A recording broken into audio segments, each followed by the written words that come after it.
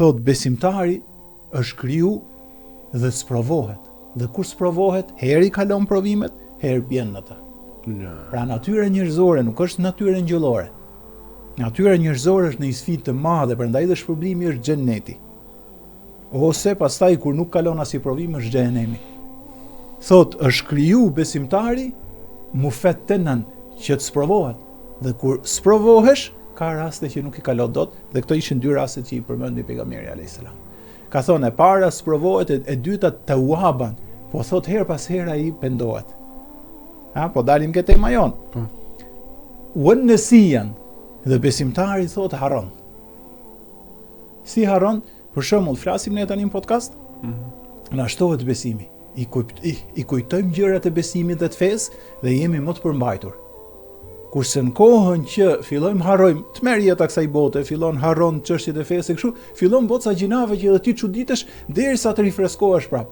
Dhe besimtari thotë është harron. Idha dhukira tadhakkar. Nëse e kujtojnë, kujtohet. Pra dëgjoj ligjëra të bukur, shef në YouTube gjë të bukur që është fol për besimin, lexoj gjë shkencore të bukur, lexoj gjë fetare të bukur, ti tak kujtore, thu çfarë po bëj? Zot më fal dhe përmirësohesh. Pastaj harron prap. Se si tham, e para sprovohet, duhet pendohet dhe harron.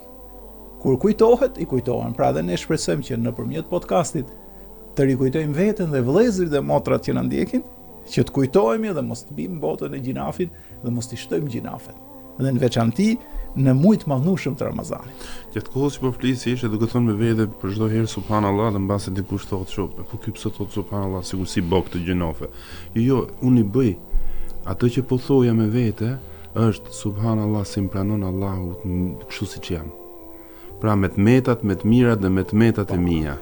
Prandaj isha duke thënë se gjatë kohës që ti po flisi unë po reflektoja diçka tjetër, po thosh sa i mirë është ky Zot. I cili më njeh me të gjitha, pra nuk thot këtë jo, pra nuk është dogëm.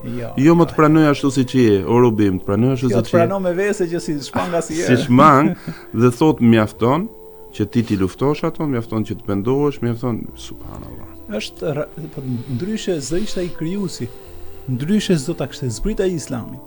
Po ti ishte ky muhabet i Muhamedit, ti ishte ky muhabet i Jezusit, ti ishte ky muhabet i Musait ose Mojsiut, ti ishte kjo çështje e Abrahamit apo Ibrahimit, ti ishte kjo çështje e Noës apo e Nuhut, kjo do ishte estrat. Po do ishte shkatru rrugës. Po do fliste një njeri kot, duke pretenduar që është pejgamber. Po ti shohësh to ngelën themele, po këto ngelën, s'ka tjetër.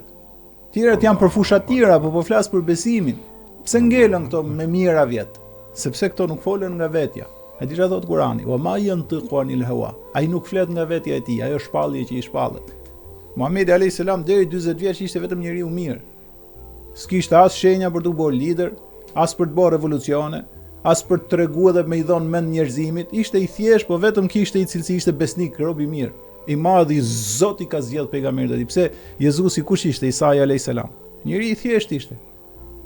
Nga njeri i thjesht shpërtheu. Shpërtheu pra se ishin pejgamberët e Zotit. Studioje kush ishte Mojsiu apo Musai. Deri në moshën 40 vjeç ishte mëse normal njeri. Kur Zoti e zgjodhi për pejgamber mbas mirësive të zemrës që kanë pas, ato shpërthyen dhe u bën shembull të njerëzimit derisa të mbaroi kjo botë. Pra këtu nuk ka gënjeshtër. E di çfarë i thotë ieri, se tani s'du të dalim nga deg në deg. Thotë thuaj o Muhammed, Kurani. Ty të lejohet me dal nga deg në deg në Ramazan. Jo, se mos dalim nga, thotë thuaj o Muhammed, sa e bukur është. Që është themel. Thuaj thot, thuaj o Muhammed, sikur mos më ishte shpallur, unë nuk do t'ju mërzisja fare t'ju tregoja juve për besimin. Allahu Akbar. Shife qa analogjie. Unë s'do t'ju flisja fare, s'kisha lidhe si nuk ju fola deri 40 vjeç. Thot, unë, sikur mos të më shpallë i shpallja, nuk do t'ju flisja juve për besimin, siç nuk ju fola për para. Se tani, apo flasim ne për vese? Edhe për natyrë, po ta kishte Muhamedi alayhis salam, natyrë me dalën pa, nuk do dilte mas moshës 40 vjeç, ai që e ka delizet, ishte 5-30 del gjithë jetën, sepse natyra njerëzore që është gjithmonë. Nuk ndryshon robi çuditshëm 40 vjeç. Nga i urt, nga i mirë bëhet lider i madh do me drejtu botën, nuk shkon. Natyra fillon qyt 15, 17, 20, konsolidohet një natyrë, një njeri, forma e tij, formati i tij. Dhe shisa i thot Kurani, thuaj Muhammed, shpjegoja që po mos më zgjidh të Zotit ma shpall, nuk do t'ju kisha fol asnjëherë me ju dhon mend, siç nuk ju kam dhënë përpara. Që sa e logjikshme analogjia. Atëherë pse shpërtheu 40 vjeç? Pse u përsosaj shumë 40 vjeç? Që u bë njeri i plotësuar 40 vjeç, sepse e mësoi Kur'anin famlar pra. Kur e pyetën Aishën kush ishte Muhamedi, brezi që erdhi, tha Kur'an që este mbi tokë. Ai pati sukses se praktikoi Kur'anin dhe e mësoi Zotin me Kur'an, sa ai do ngelte i soi siç ishte përpara. Dhe ky Kur'an e ka bë të bekum këtë Ramazan në cilin po flasim. Pra hadithi i parë kush ishte? Ky që tham. Ka njerëz që bëjnë gjinave her pas here, ka njerëz që kanë gjinave që nuk i ndahen asnjëherë derisa të ndahen nga kjo botë. Po ky hadith nuk duhet na bëj pesimist. Ky hadith tregon natyrën njerëzore. Jo përkundrazi këtë shpresë. Si tham fillo hadithi ma min abdin mu'min, nuk ka asnjë rob besimtar, por po flasim për një besimtar që është i thelluar në Islam. Dhe prap ka gjona që ai nuk i kalon dot ato pengesa. Dhe për këtë arsye është falja ndaj Zotit gjithësisë, kërkimi i faljes.